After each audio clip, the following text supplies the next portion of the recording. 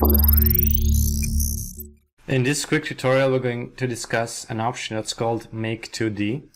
And I find this option very useful when you need to transform the existing view of your Rhino file into the 2D drawing.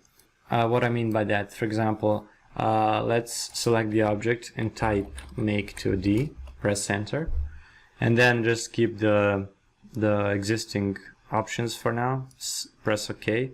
And now, as you can see, this is the view that we had. So it actually created for us this view that we can then manipulate in 2D and change if you want. So I'll just go to the top view here to see it. So this is how it looks like from the top. So as you can see, it actually remembered the perspective, angle and everything.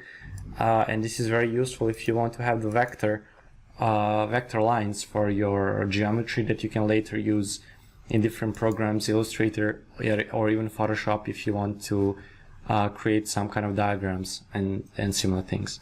Another thing you can do is, I'll just delete it for now, you can actually save the view. For example, let's say like this.